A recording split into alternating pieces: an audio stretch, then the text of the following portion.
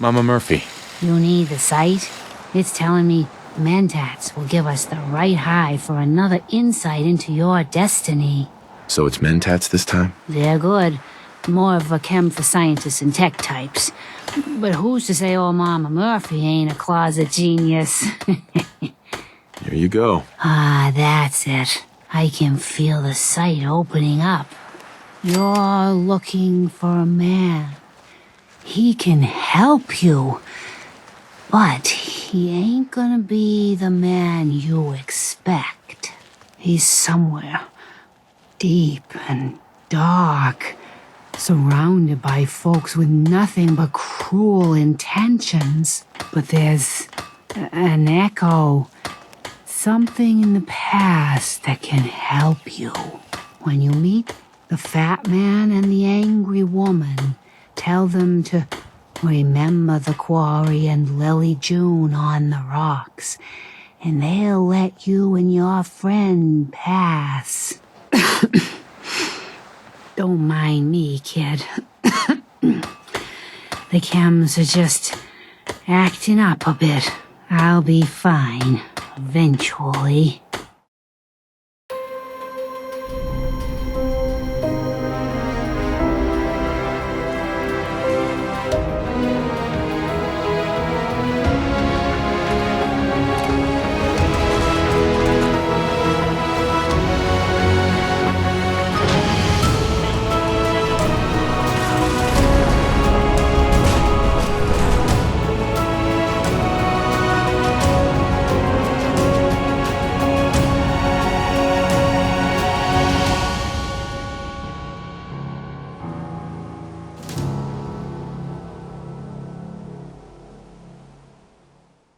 In our last episode, we finally arrived at Diamond City.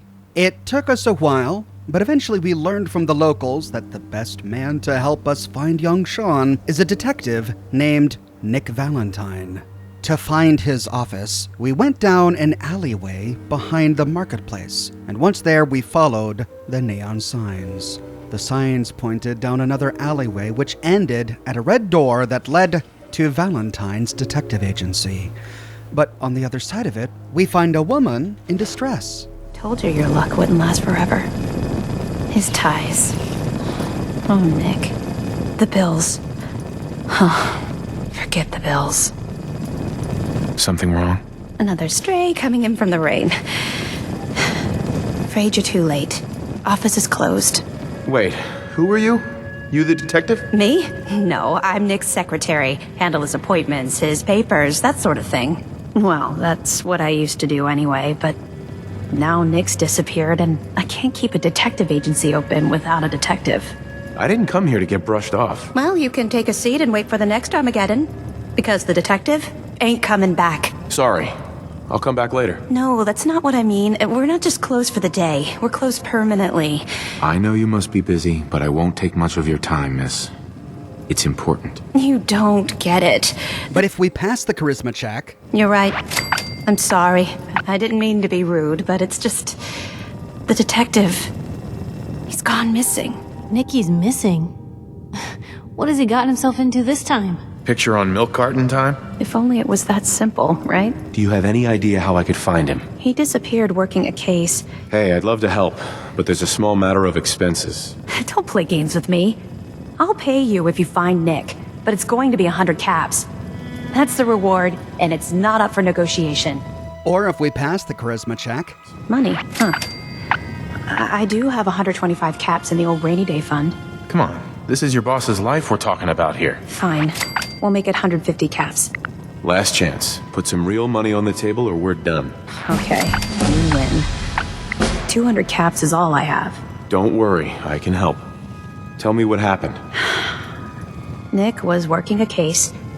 Skinny Malone's gang had kidnapped a young woman, and he tracked them down to their hideout in Park Street Station. There's an old vault down there that they use as a base. I told Nick he was walking into a trap, but he just smiled and walked out the door like he always does. Who's this Skinny Malone character? I don't know much about him, but he's from Good Neighbor, and that means he's in the well-pressed suits and machine gun school of thuggery. You said Malone's from Good Neighbor? Yeah, it's a tough neighborhood. Northeast a ways. People with power there care about two things: style and body count. And if we hadn't found it already, Ellie marks Goodneighbor on our map. No way am I getting mixed up in this. Looking out for yourself, huh? Guess I can't blame you. Not like I could charge across the Commonwealth and find Nick without getting myself killed. Look, I gotta pack up. Just go. I'll find him. You have my word. Thank you. Nick should be easy to spot. He's always wearing that old hat and trench coat getup. Please, hurry. With that, we complete the quest, Jewel of the Commonwealth, and start the quest, Unlikely Valentine. So after coming all this way, the detective we're looking for is missing. Oh, and we've got to go rescue him. Before we do, we can snoop around his office. On his desk is a copy of Robco Fun. Yes. It includes the Zeta Invaders holotape game that we can play on our Pip-Boy. Exploring further, if we head behind the door, we find a bedroom, and lying on the ground beneath the bed is the note, The Mysterious Stranger. Case, The Mysterious Stranger. Sightings of a man dubbed The Mysterious Stranger have been popping up sporadically across the old US for years now. Best case, the man's an amoral lunatic. Worst case, a prolific serial killer. All anyone knows is his M.O., appearing suddenly, killing without remorse, disappearing without a word. The stranger has no known accomplices, no clear method for selecting his targets, no calling card left behind. Sightings range from the NCR all the way to the East Coast, stretching back decades. Now, he's come to the Commonwealth. Last thing this place needs is another psychopath running amok. Time to start putting together the pieces to put this one away. Description: human male. Outfits vary, but most recent sightings describe a large overcoat and fedora. Guy has taste, I'll give him that much. One man, multiple men, a ghoul with minimal scarring? Might explain the long passages of time between sightings. Appears and disappears suddenly, suggesting preternatural infiltration abilities / access to advanced cloaking tech. All but earliest descriptions suggest the stranger uses only conventional arms, making infiltration training more likely. Perps like this make me wish the Institute had sprung for thermal detection before giving me the boot. Wait, what? Does this mean that Nick Valentine is somehow associated with the Institute? Sightings, locations: Commonwealth, confirmed. Capital Wasteland, confirmed. NCR, old rumors. Shady Sands, really old rumors. This is a bit of an Easter egg. It is, of course, a reference to the perk we can get called the Mysterious Stranger. I went into greater details about the Mysterious Stranger in my video on the guy that you can watch here. But he appears in every Fallout game, going all the way back to Fallout 1. Valentine's note about him using conventional arms recently is because in Fallout 1, he could appear with a plasma rifle, and in Fallout 2, he can sometimes spawn with an H&K G11. In all subsequent Fallouts, however, he only appears with small arms, revolvers.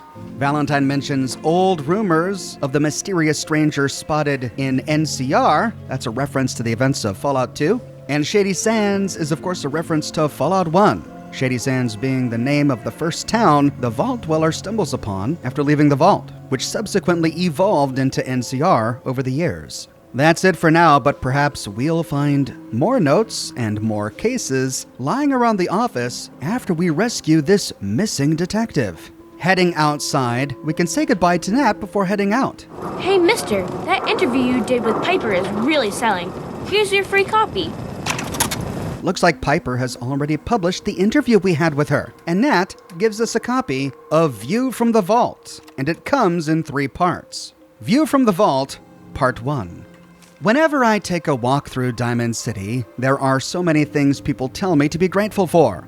Purified water, working lights, electricity, security. True, what we have would have been unthinkable even a few decades ago, but it's easy to forget that even after all the progress we have made, we are still living in the shadow of the world that was. A world before the threat of radiation, before the supermutant and the feral ghoul and the synth. So, as fortune often has it, I crossed paths with Nate, Vault Dweller, a person who is experiencing the Commonwealth for the first time. What would his fresh set of eyes say about how far we've come? Is Diamond City the great green jewel we have always claimed it to be?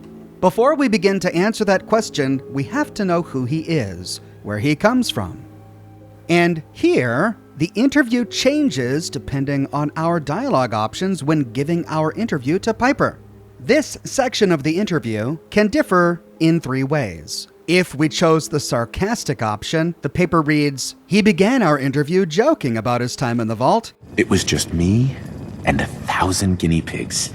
They turned carnivorous. Of course, this reporter knows that life behind the sealed gear doors of a Vault-Tec facility is actually supposed to be a bastion of the old world, a preservation of life before the bombs.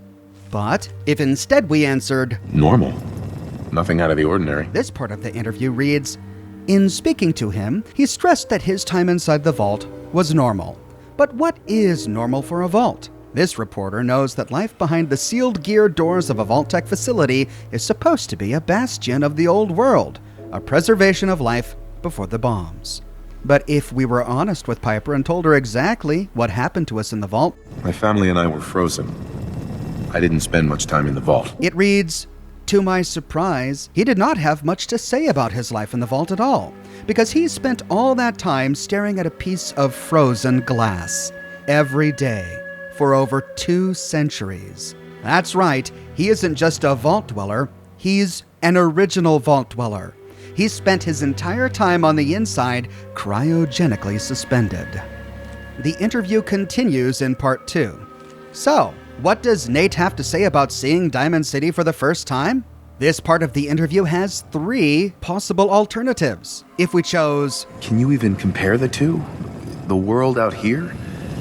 It's not even close to the one I left. she quotes him and continues, while we like to think of our city as a shining jewel, it's worth remembering that not everyone comes here by choice. Sometimes people are forced from the comforts of their homes, and as the largest settlement in the Commonwealth, this is where they end up. Most are just looking for refuge, but sometimes they come here desperately looking for something or someone. But if we responded to this part of the interview by saying, I've been having too much fun blowing things up to think about it. she quotes us and says, it's important to note that Nate was not actually blowing things up at the time, and that perhaps he was referencing the violence that is all too common when you're traveling outside the wall to the more dangerous parts of the Commonwealth. How curious, though, that his first reaction to the horrors and tragedies out there would be humor. However, if we responded by saying, You're all living in rusty shacks, killing each other.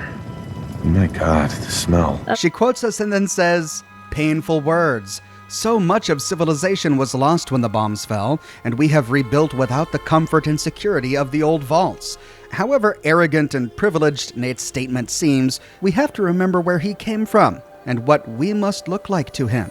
Perhaps all this anger is really just to cover up what he has lost. But if we respond by saying, Honestly, seeing everyone surviving out here, rebuilding the world, it gives me hope. she quotes us and then says, hope. When was the last time someone in our city talked about hope who wasn't some politician fishing for points in the next election, making empty promises at the wall? But our outsider hasn't let the cynicism of our strange world get the better of him. This is all the more remarkable because of the reason he came to the Commonwealth. And here, this part of the interview continues the same way in all versions. You see, Nate has a son, Sean. And even though they were in the relative safety of a vault, someone broke in and took Sean from his parent. And that parent is now risking everything, wandering through this strange and unfriendly world of ours in order to save Sean from his kidnappers.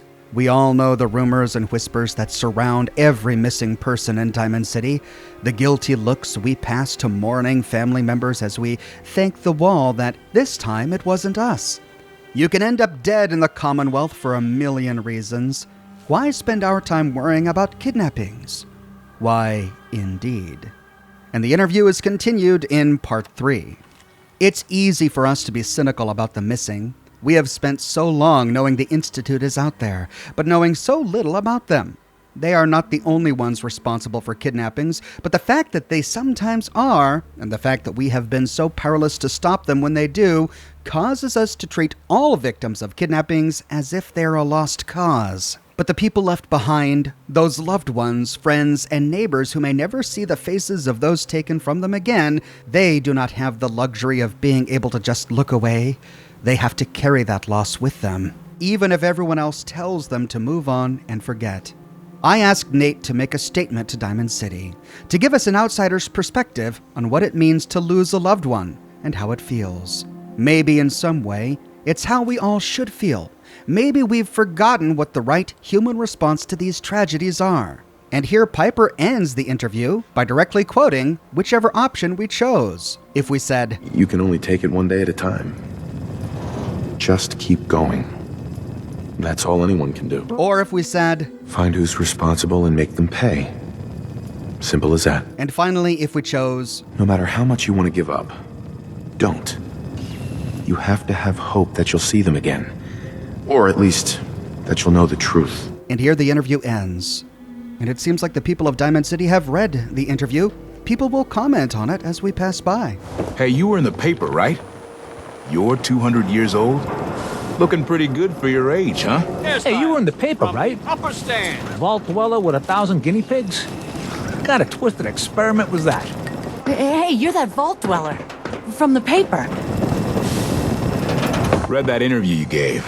Thing you said at the end about taking one day at a time. I can relate. Hey, you were in the paper, right? Is Vault one dweller? of those things. Huh. It's that You seem pretty secretary normal. of his. Hey, you're that vault dweller from the paper. Read that interview you gave. That thing you said at the end about getting revenge. Right on. You're getting pretty chummy with that reporter, huh? Be careful there. The mayor's got it in for her. I read that interview you gave. That thing you said at the end about having hope. Good on you. But to continue, we need to head out of Diamond City to track down Nick Valentine. Ellie told us that he was last seen heading towards Park Street Station. Park Street Station is a bit of a walk away from Diamond City, but it's also fairly easy to get to. Heading out the main gate, we move forward and then turn left at the first road. This brings us between a few ruined skyscrapers, and oftentimes the road is covered with rubble. If we keep straight, we eventually arrive at the Boston Public Library, and here we turn right. This is a dangerous path because we go right by Trinity Tower. It's easy to get distracted by the super mutants here. But once they are dealt with, we continue east down this road and try not to get seen by the raiders who occupy an apartment building to the right. As we pass the raider apartments, we turn left. We follow this alley past a keep out sign until we find a pre-war military vehicle with the word Swan painted on it.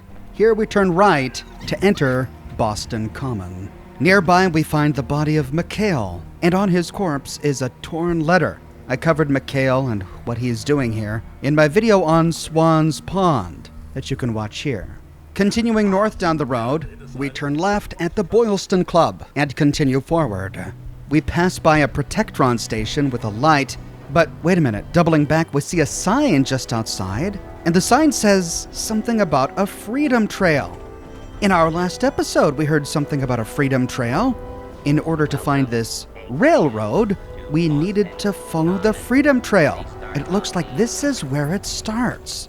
We'll have to keep this in mind for later, but right now we have more pressing concerns. Continuing north, we round a corner and discover Park Street Station.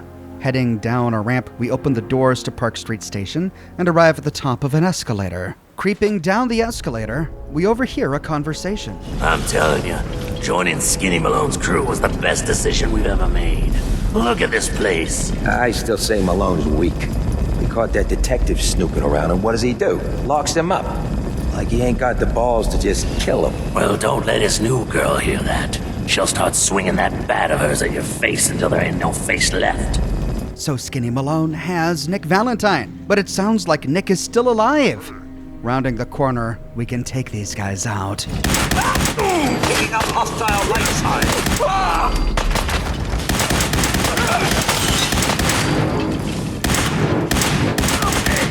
That's how it's done. Am I right, sir? And this righteous authority that Paladin Dance gave us is amazing. I love it. These triggermen are dressed like 1930s gangsters. Does everyone in this good neighbor dress like this? With the triggermen dead, we can loot the place. We find an ammo canister behind a Vault-Tec crate. There's an overdue book on a bench. And moving north down a hallway, we find the restrooms. Heading into the men's restroom, there's a skeleton beside a stall next to a gas can. And in one of the stalls, the toilet's missing. Instead, we find an enamel bucket on a chair. Ugh. The urinals are empty, and so moving into the women's, we don't find much until we see a broom leaning against a stall door. But when we open it... Whoa, run away! Ooh, someone had rigged up a fragmentation bouquet trap. Thankfully, we dodged it. Oh, and there was the switch. Opening the next stall, we see that it's empty. With the bathrooms explored, we can move back to the station entrance and finish our sweep. There's a door against the southern wall. Here we find a bunch of scrap. There's a cap stash under a register and a terminal on the desk. Inside the terminal, we find 3 options. In the first, purchase tickets. Function terminated. Terminal vending functions have been shut down. Please contact a system administrator for more information. And the next one, notice, terminal shutdown. Notice, the purchasing of subway tokens for this station will automatically cease on February 11th, 2077, to coincide with the station closing. Any questions should be addressed to the station manager or a Vault-Tec representative before your employment termination date. Again, Park Street terminals will cease to validate token dispensations after this date. Previously issued tokens remain usable at all other Boston subway and monorail service platforms. Thank you. So Vault-Tec bought out Park Street Station to build a vault. But what, was Park Street Station not used by people who needed the subway? This was directly beneath Boston Common. You'd think it would have been busy. And the next one, employee notice. Dear Employee ID, I regret to inform you that your station, Park Street, will be closing due to a purchase agreement with Vault-Tec Corporation. As such, we will be going through our records and redistributing our many valued employees to other stations and departments. The automated system should identify your new location. You have been relocated to Employee Terminated. Thank you, and we look forward to many more years working with you. Oh, this is brutal. I guess they had no plans to replace the Park Street station with a new one. Backing out of the terminal, we find a novice-locked door to the left. After picking it, we find a storage room. Lots of scrap and glue, some purified water, and a cap stash on a shelf. Then an expert-locked floor safe. No way I could pick this. I couldn't pick this, but if I could, inside we find shotgun shells and more ammunition. After looting a couple of solitary caps by some duct tape, and a third one hiding under the duct tape in a locker, we can move out of this room, past the corpses, and through the turnstiles towards the station. Soon we find a staircase leading down. There are some crates and a Nuka-Cola machine at the top here, but nothing of interest, except for a mattress we could use to heal on up if we needed to. So heading down the stairs, we find a bathroom scale. This is a trap trigger. We can disarm it, and then carefully round the corner to try to find this trap. And there it is, a makeshift bomb made from a cigar case strapped to the wall. Moving down the stairs, we see triggermen before us. We can carefully take them out. Wait.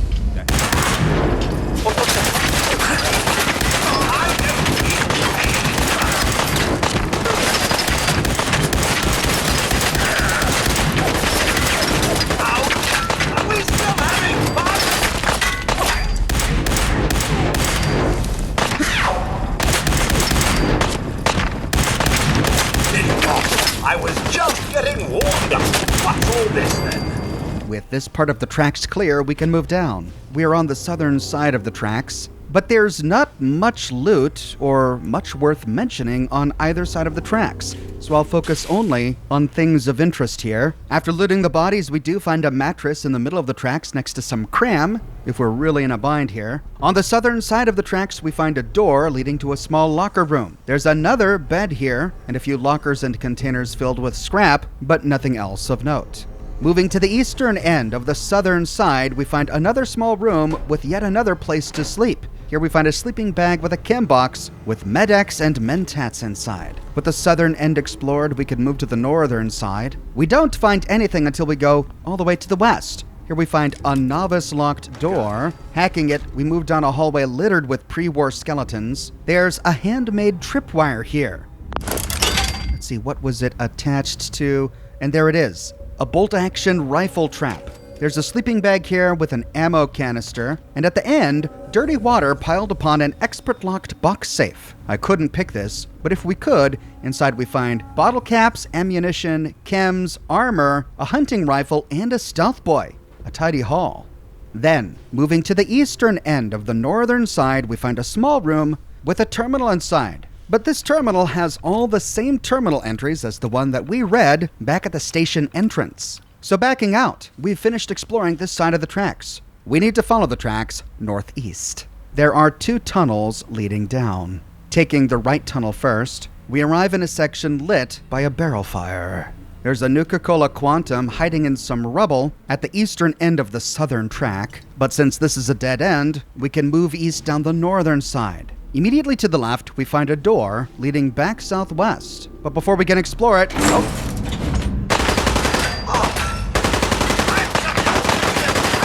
We hear that Codsworth is in trouble.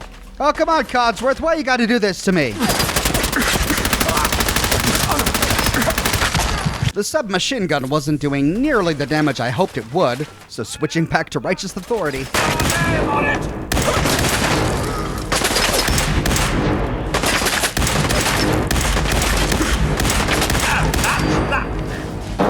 When the coast is clear, we can try to find Codsworth. Oh, there he is. Getting me in trouble, stinking robot. Turning around, we can explore down this southwestern passage we found. We find a staircase leading up and then a ladder leading to the back bay. And that takes us outside. Well, we don't want to go there. Well, we'll file this away for later, because now we know our way out. But turning back around, we can explore this large, well, construction site. It looks like we find cinder blocks and big bags of concrete everywhere. Earth-moving equipment and trailers covered with shipping canisters. Looks like Vault-Tec was in the process of dismantling this section of Park Street Station when the bombs dropped. I wonder how far they got on their construction of the vault. On the eastern end of the northern track, we find another sleeping bag. But that's it for the tracks, so moving down to the construction site, we find a staircase leading up to a vault door. A vault? Down here? Yeah, Codsworth. Pretty shocking, right? This is the door to Vault 114, and with our Pip-Boy, we can open it.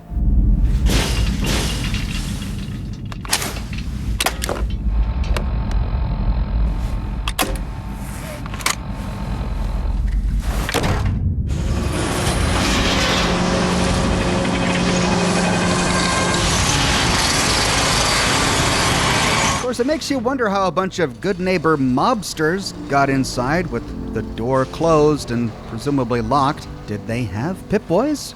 I guess they must have. With the gangway extended, we can cross it to enter Vault 114. And as soon as we do, we hear a voice. God damn it, I hate it when they open the door. Why is that thing so loud? Hello? That you, Skinny? Darla? This should be fun!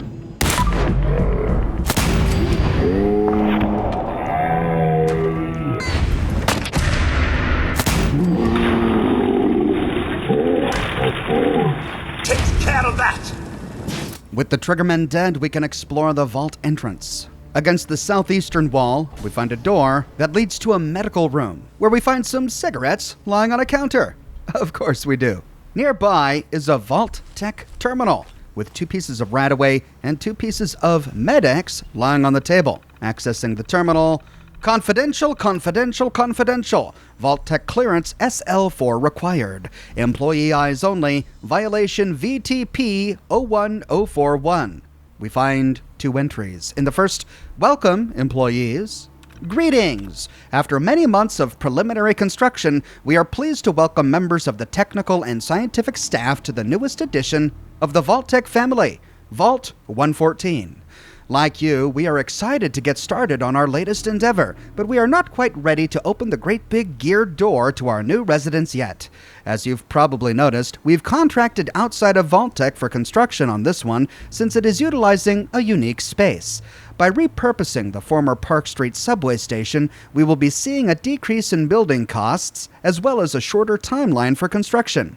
This fits perfectly with the Vault's observational studies, which will be revealed in a future memorandum.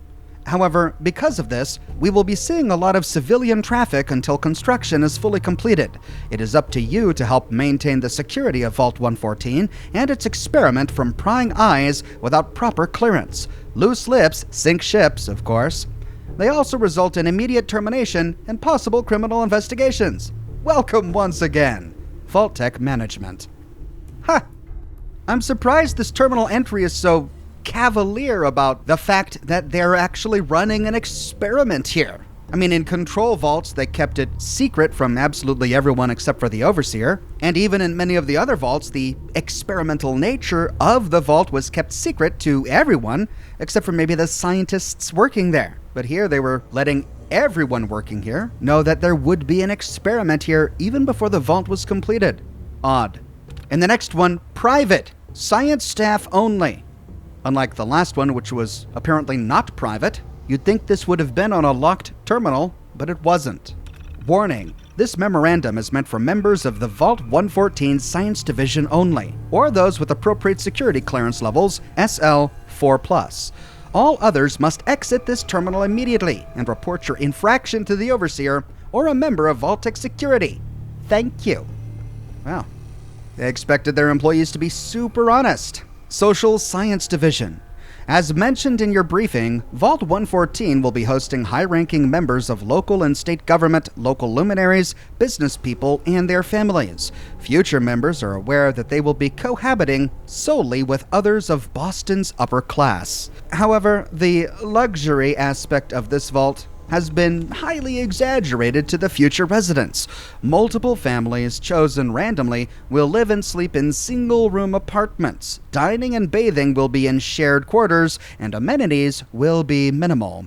In addition, we are currently interviewing for the Overseer position from many candidates. Our goal is to find someone with no supervisory or government experience, and hopefully with a strong anti-authority bias.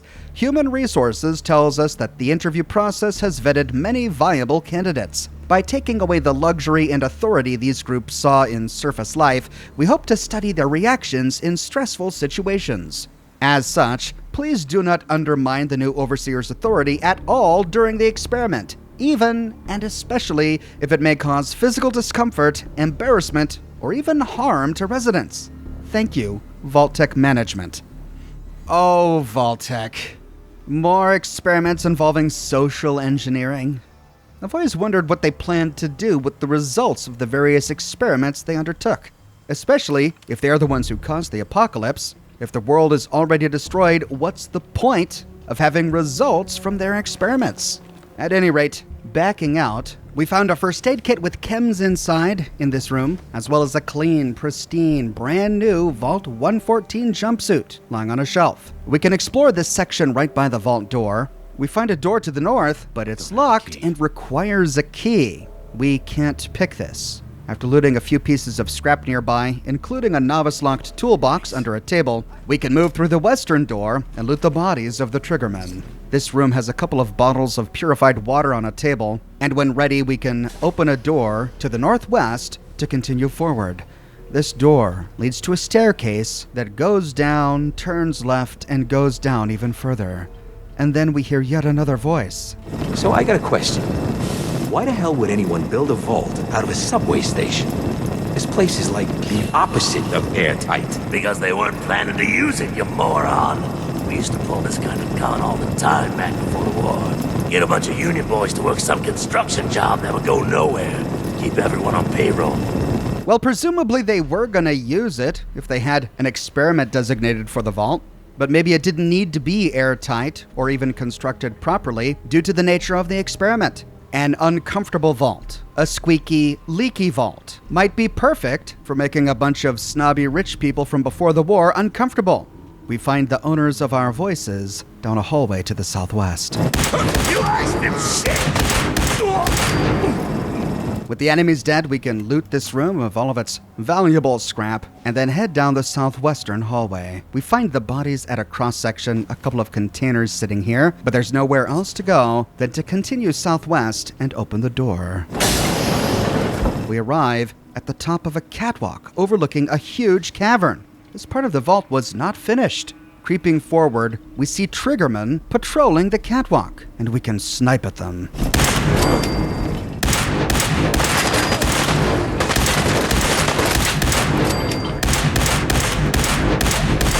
The second you hide. Something's afoot. That'll leave a dent. Nice try. Not this time.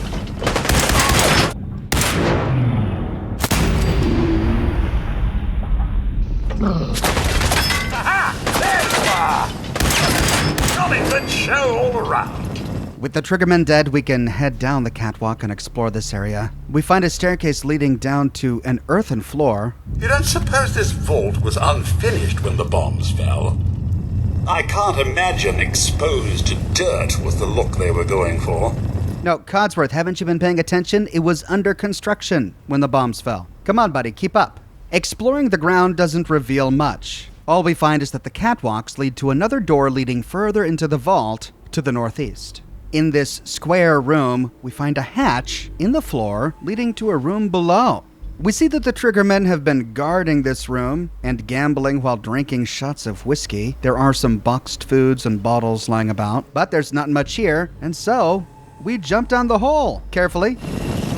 One, and then the other. All right. In this room, we turn around to find another Vault-Tec Terminal with some bobby pins on the desk. However, this terminal is the exact same as the last one that we just read. I'm not sure why they had so many community terminals with exactly the same entries. This room has very little scrap, so moving forward, we go through a door to the east, head down a hallway, and then open a door to the west. This leads us deeper into Vault 114. We arrive in a small locker room with a door in the eastern wall and consoles in the southern wall. There are windows to the south, but we don't see much just yet.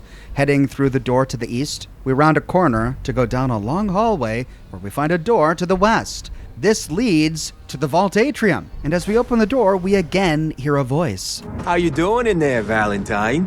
Feeling hungry? Want a snack? Keep talking, meathead.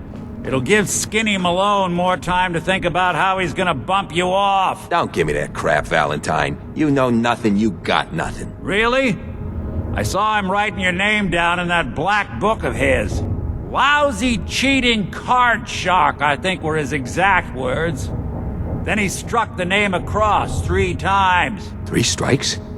In the black book? But I never... Oh no. I gotta smooth this over. Fast. What? But as soon as he turns around, he spots us. I can do better than that!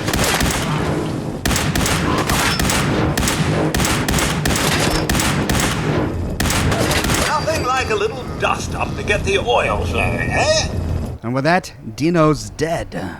We have arrived on a mezzanine level of the atrium. We see a floor below us, but we'll head upstairs first, move through the door to the north, and loot the body of Dino. On his body is the Overseer door password, and then we can peer through the Overseer's window to see whom he was talking to. Hey, you! I don't know who you are, but we got 3 minutes before they realize muscles for brains ain't coming back. Get this door open! It's Nick Valentine, and he sounds like Humphrey Bogart. Perfect voice for that fedora. You gotta hack that terminal to open up this door. All right, well, we gotta hack this terminal, but we've got the Overseer door password, so we can just access it. You know what? I have a feeling that this Nick Valentine is gonna race off after we open the door and rob us of an opportunity to loot. No, he's not going anywhere. He said we have 3 minutes. There's no lock on my end. You gotta use that terminal by the door. So retracing our steps, we can go down the staircase and loot this mezzanine level. We find a bed underneath the staircase, some food and ammo canisters lying nearby. Then against the western wall, we find an advanced locked door. I couldn't pick it, but if we could, we find a room filled with quite a stash of goodies. Lots of scrap on a cart, a first aid kit on a wall, and more scrap on a shelf. The northern side of this atrium mezzanine level is empty, but against the eastern end, right next to the door we entered the atrium through, we find a door leading to a hallway that goes down to the basement level. Right, well, I don't want to get too far ahead, so let's head all the way back upstairs and finally access the terminal that's keeping this Nick Valentine imprisoned. Greetings, Vault citizen. Please take a number. We could take a number. Our number is 998. Please wait until your number is called, and the overseer will be with you. Have a nice day. Oh, so the residents of the vault had to take a number to talk to the overseer. Bureaucracy. Brilliant. In the next one, we can override door controls. And with that, the door slides open. Creeping inside, we meet Nick Valentine. Ah, my knight in shining armor. Question is, why does he come all this way? Risk life and limb? An old private eye. What? He's a synth? Whoa. What are you? Told you, I'm a detective. Look, I know the skin and the metal parts ain't comforting, but it's not important right now. The only thing that matters is why you went to all this trouble to cut me loose. I need you to find someone, but it's complicated. I don't exactly know where they could be or how long they've been gone. Well, I've done jobs with less.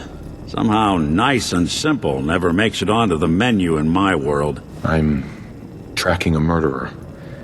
The bastard who shot my wife. Took my son. I don't even have a clue who he is or where he's gone. So, you need a little angel of vengeance, huh? Well, I don't usually go after blood money, but I guess I can make an exception. My son, Sean, is missing. He was kidnapped, but I don't know who took him or where they went. Missing kid, huh? Well, you came to the right man, if not the right place. I've been cooped up in here for weeks. Turns out the runaway daughter I came here to find wasn't kidnapped. She's Skinny Malone's new flame. And she's got a mean streak. Anyway, you got troubles, and I'm glad to help. But now ain't the time. Let's blow this joint. Then we'll talk. So it wasn't a kidnapping. This Darla is Skinny Malone's new girlfriend. With that, Nick Valentine races off, but before we follow him, we can loot the Overseer's office. On the Overseer's desk is the speech bobblehead. Perfect. Let your words be your weapon. All vendors permanently have 100 more caps for bartering. Then, next to the terminal are 2 holotapes in the first Vault 114 interview number 3. This is Vault-Tec interview number 03 for the position of Overseer for Vault 114. Interview subject, Benjamin Beasley. Mr. Beasley, as Overseer of Vault 114, how would you settle a disagreement between 2 of your Vault residents? Well, I would obviously take it through the proper channels, assuming neither of their requests were against the law, of course. This is, of course, assuming that the conflict had already gone through all the other members of the Vault's Residence Council that I plan on organizing. Vault Residence Council, you say? Yes, of course. People need government. They yearn for it. I think it's a civic duty of every red-blooded American patriot to serve the...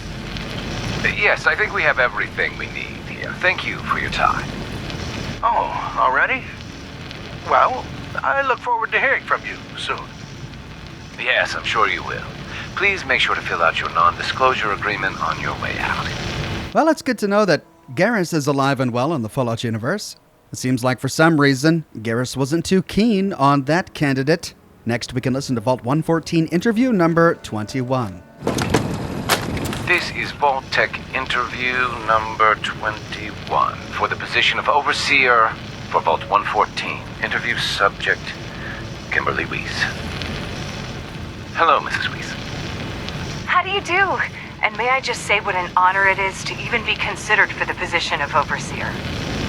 Ever since I was a little girl in mock government, I dreamed that one day I would have the opportunity to lead a community to greatness. My teachers all told me I had leadership potential, and without my guidance as student council vice president, those bake sales surely would have failed.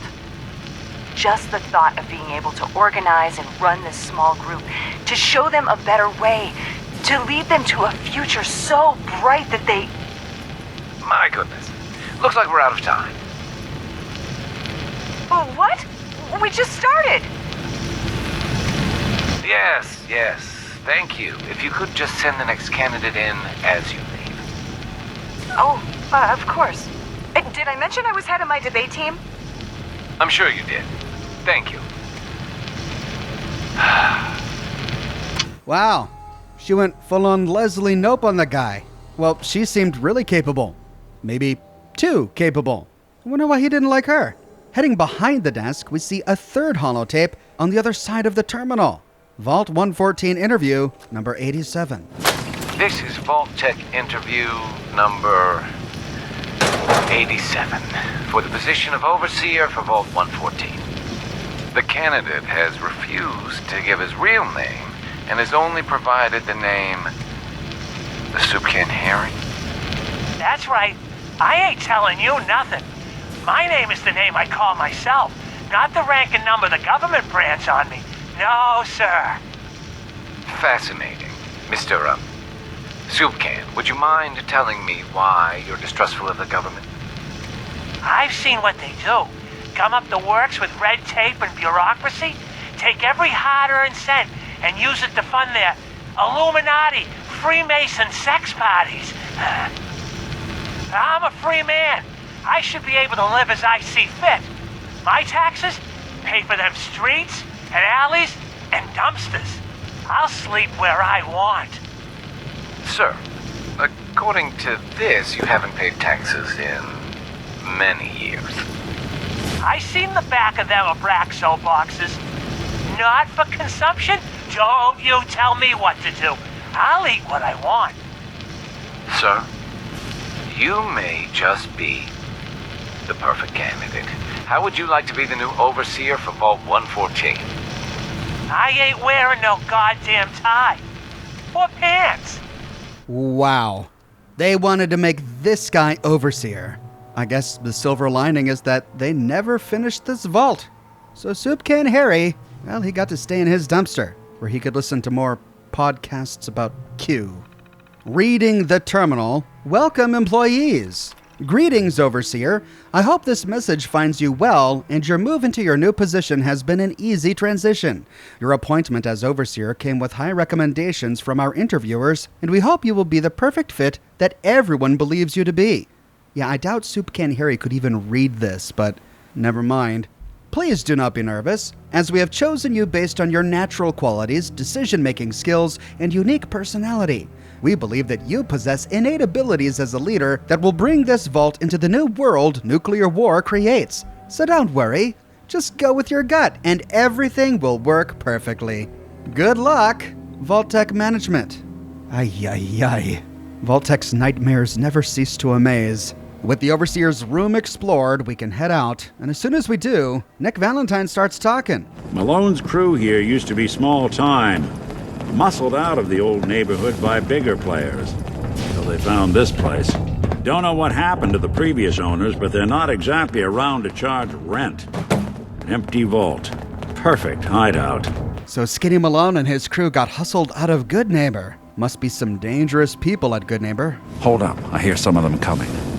There they are. How do you want to play this? The only job is to check on the prisoner. Why does that take so fucking long, huh? Hey, Dino, quit razzing that detective and get down here. Where the heck is he? Sounds like people came looking for Dino, but Dino's dead. Someone's coming. Give him the break. I don't think we're alone. With the triggerman dead, Nick Valentine waits at the door out of the cafeteria, allowing us to loot the place. We don't find much. We find one novice-locked toolbox against the southern wall, but no other containers to speak of. So heading back to Valentine, we can move forward. Hard and loud, huh? Well, gets the job done. Bad for whoever cleans up the floors. You know, I've never actually got him to trigger anything other than hard and loud. I wonder if he says something different if we stealth through. But you know me, I can't stealth. Here he waits at this door. We passed a bunch of doors down this hallway, and we're gonna explore them. Heading back to the door that led to the cafeteria at the bottom of the atrium, we can explore this first door to the right, which leads to the depot. It's unlocked. Here we find some purified water at the bottom of a locker, and a little bit of scrap. There's a skeleton with a pocket watch shoved into a locker. Then, crossing the hall, we can move into the showers. Looks like the shower was broken. Someone was fixing it before the bombs dropped. Another shower has a bucket and some Abraxo cleaner, but the showers are otherwise empty. Then crossing the hallway to open the final door, this leads to the lavatory. The toilets are cordoned off with simple curtains. This vault was definitely not a vault of comfort. With the hallway explored, we can move back to Valentine. This door's on the fritz. Let me see if I can get it open. Almost got it. There we are. Hell of a lot easier to do when the lock isn't on the other side. He picks the lock and then moves upstairs. We follow quickly behind him until we reach the top level. Moving forward, he apparently tries to sneak by this trigger man. Everyone's still alive. But I wasn't having any of that. But he doesn't want to stop to smell the roses. He races forward. We move through a bedroom, into a hallway, down another hallway, until we find more triggermen in another bedroom. White guy. He again races forward, and we have another fight on our hands. You and Valentine are But here he stops, so we can retrace our steps all the way back through the various bedrooms we crossed to get a point of reference from which we can explore all the rooms we passed. Turning back around, we find a novice-locked door to the right. This leads to laundry. We find scrap. That's it. The triggermen had set up a resting area over here where they smoked their cigarettes. On a crate next to a chair, we find a copy of Astoundingly Awesome Tales. Perfect. The Man Who Could Stop Time. Gain +5 action points. All right. Moving into the first bedroom, we find that the containers are all empty. So moving into the hallway, we find the southern section empty, but there's a door directly across from us. This leads to the second bedroom we went through, but it's blocked with crates. So we can go down the northeastern hallway to enter that bedroom, where we find a novice-locked wooden crate on the floor with a death claw hand inside. Don't know what the triggermen wanted this for. We find a bowler hat on one of the dressers. Think I might try this on for a bit, but that's about it. Moving into the next hallway, we can cross it to enter the kitchen. We find 3 bottles of whiskey and a huge selection of clean pre-war plates. There's a ton of pre-war boxed foods on a shelf, and even more in the fridge. This, incidentally, is a great place to visit if you're into settlement building, as you can walk away with a lot of perfect tin cans and pre-war cutlery to use to decorate your settlement with. When at last we're done, we can move east to again meet Nick Valentine. More stairs? Who built this damn vault? A fitness instructor? Following him up, he turns right, blows past even more doors, and again gets into trouble. Sounds good.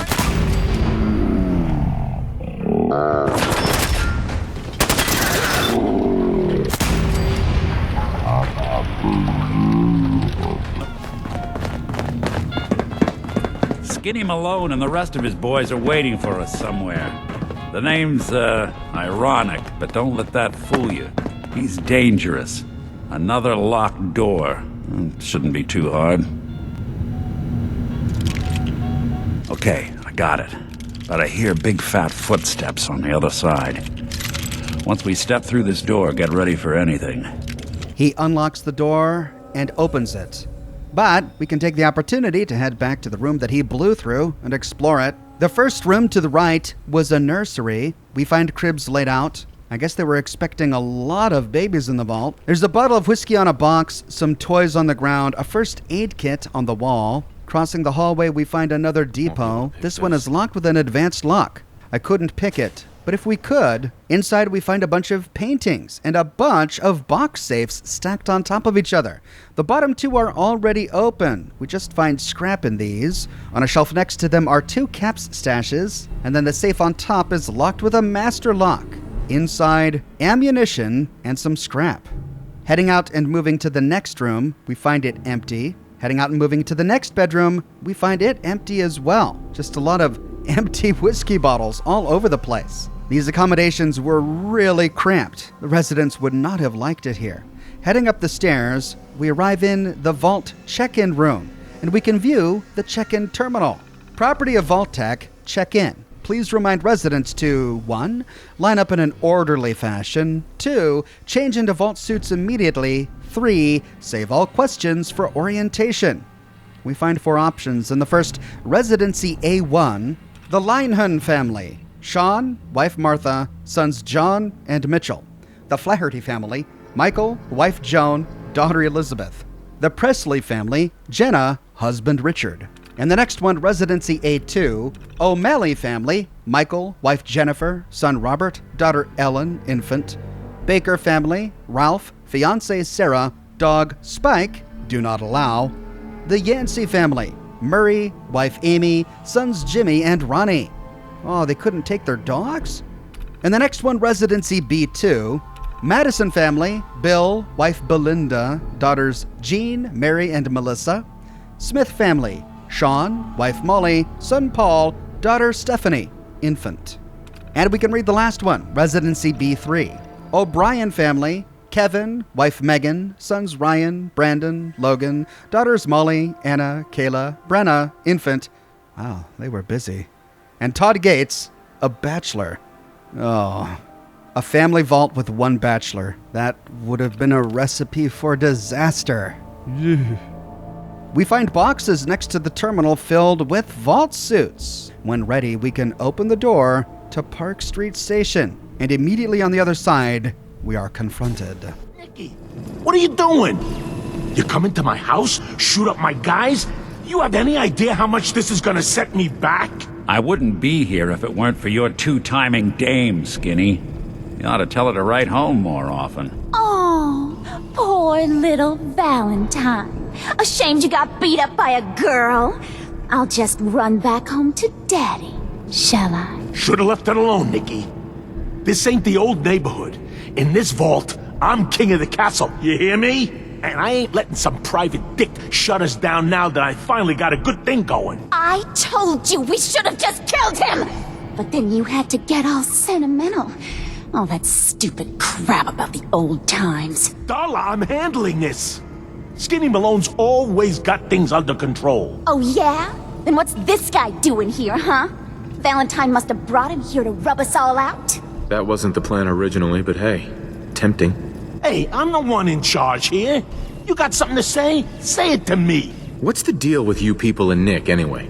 Darla's a runaway. Her father wanted me to bring her back home. Turns out she skipped town to be with my old pal Skinny Malone, mob boss.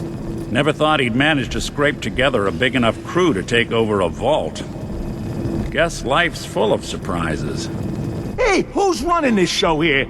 You got something to say? Say it to me. Now it's at this point that we remember something.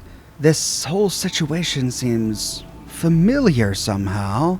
What was it Mama Murphy said? When you meet the fat man and the angry woman, tell them to remember the quarry and Lily June on the rocks, and they'll let you and your friend pass. If and only if we got Mama Murphy's prophecy before we arrived here at Vault 114, we find a yellow charisma check at the very bottom that says, remember the quarry. This incidentally was a charisma check that I couldn't fail. Wait, Skinny.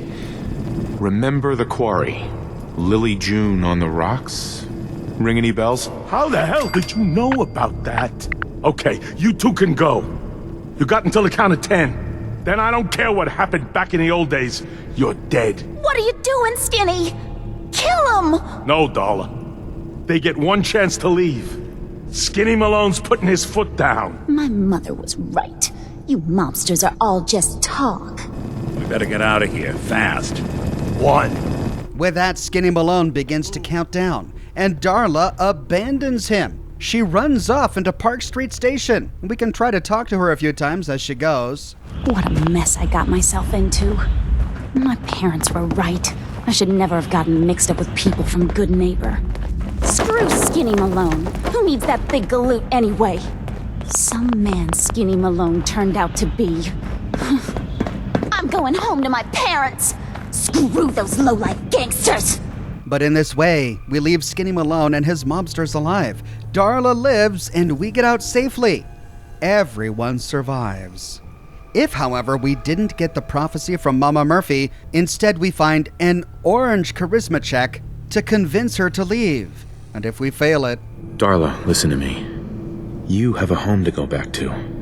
You don't want to throw your life away with these thugs. Don't you try to confuse me! Get him, Skinny!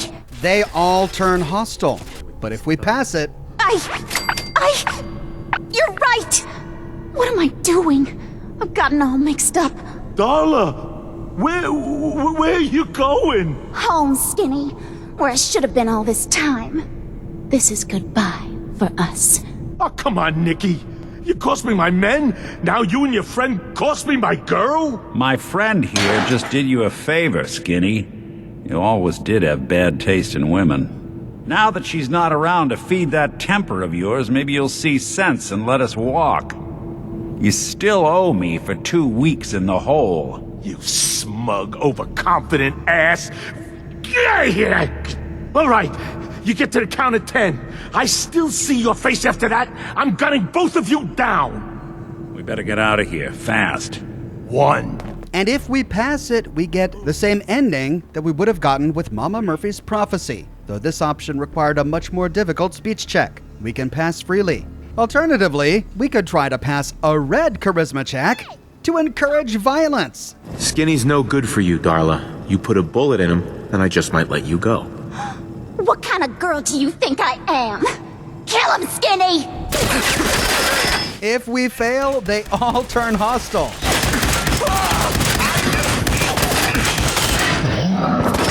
However, if we succeed... Wow, you're a bad boy, ain't you? Sorry, babe, but this is the end for us. And for you. You double-crossing Maul. Teach me to fall for a great set of legs. If we pass it, Darla turns on Skinny Malone and begins to thwack at him with her baseball bat, making the battle a little easier.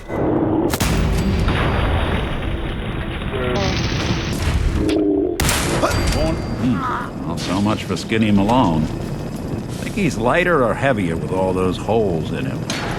Now, the bullets probably add a few ounces. Good night, sweet prince. Here's to all the old days. If we kill Darla during the fight, here he says... It's going to be an awkward conversation with Darla's parents when I tell them their daughter bit the big one. Well, at least the case is closed. Let's get out of here. There's a service ladder that should take us right to the surface. However, those aren't the only ways to get out of this conundrum. If instead of passing any of those speech checks, we chose the sarcastic option, or we asked a question, we find a new dialogue tree with 2 different speech checks. You and Nick know each other? Yeah. It's Troublemaker here used to be a real headache back in the day. Before we got kicked out of the old neighborhood. Must have done this dance 100 times. Enemies are kind of the closest thing you get to friends in these parts. Now quit stalling. You gonna talk? Talk. At this point, we have 3 options. We could pass 2 different charisma checks, or we could say... You're fat, you're ugly, and it's time you and your crazy bitch said goodbye. In which case, they all attack. I don't think they like that one very much. Or we could try to end things peacefully. This is all just a misunderstanding, Skinny. You know that. You let us walk, and we won't come back. Like hell you won't. Don't you get it? All the other crews in the area will see this as weakness. Then they'll come for me. Sorry. Time to give you both the hard goodbye. If we fail, they all attack. But if we pass it... You and Nick shot all of my crew, and you expect to just... All right. You're lucky I still owe him for that time back in the quarry. I'm gonna give you 2 until the count of 10 before I forget my good manners and start shooting up the place. What are you doing, Skinny? Kill him! And here we get the ending where Skinny Malone lets us go. And we get a bit more context about what Mama Murphy was talking about. Looks like Nick Valentine did something for Skinny Malone involving a quarry or something, which meant that Skinny Malone owed him 1. And that's why he let us go. Or we could pass a charisma check to convince him that Darla's a problem. Look at yourself. Darla's playing you for a sap. You're better than this You're better than her. No one tells Skinny Malone how to run his affairs. I've had enough of this. Time for the hard goodbye. If we fail, he attacks. But if we succeed... You're right. Things have gone nothing but south since she walked into my life. What are you talking about, Skinny? I'm saying you're dragging me and this whole operation down a bad road, Toots. We're through. Well, fine then. I'm going back home. I don't need you, you fat ass! They always gotta hit you where it hurts. Now what am I gonna do about you two? I know. I'm gonna give you until the count of 10. I still see your ugly faces after that. I'm gonna start shooting until there ain't no more bullets left in this whole vault. We better get out of here, fast. 1. In which case, he starts his countdown, and everyone survives. Now, we could, after going through all that trouble, turn back around and wait for him to finish counting to 10. If we do, they turn hostile, and we gotta put him down.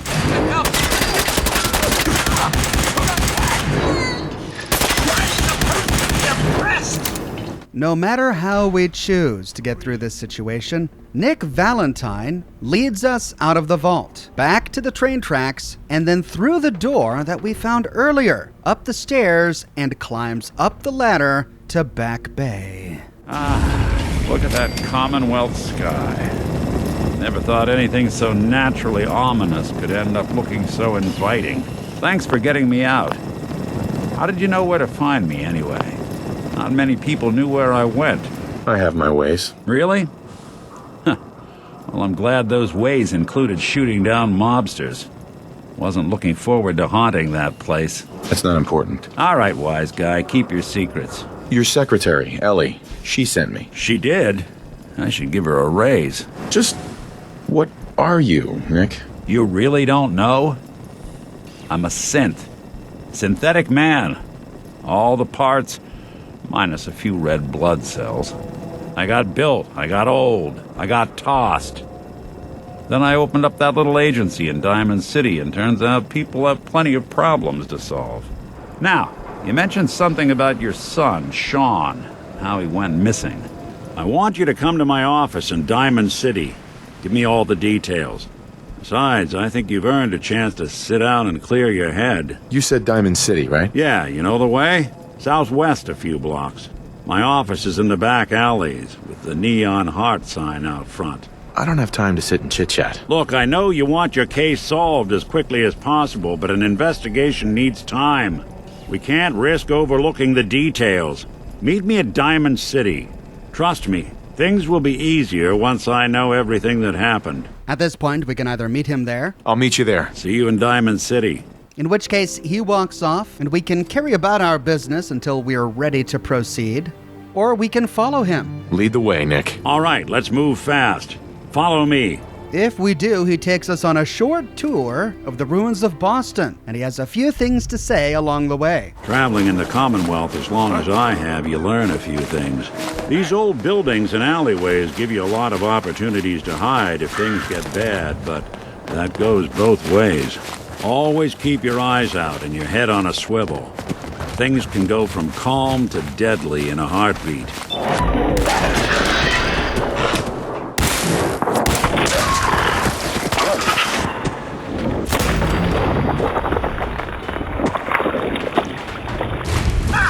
Diamond City is as close to safe as you can get in these parts. Security keeps the perimeter under control, but it's always a struggle. Despite the mayor's bragging, it really is the most secure settlement around, even if it comes with a few uptight guards. But eventually, he leads us all the way back to Diamond City. And at last, we can engage his help in finding baby Sean. But sadly, I'm all out of time. We'll have to pick up with the investigation in my next episode. I publish new episodes in this series each and every week on my channel, so if you don't want to miss the next episode, be sure to subscribe and to click that bell notification button. If you have already, but you still feel like you're missing out on YouTube notifications, consider following me on Twitter at Oxhorn. I update Twitter manually with every new piece of content that I publish.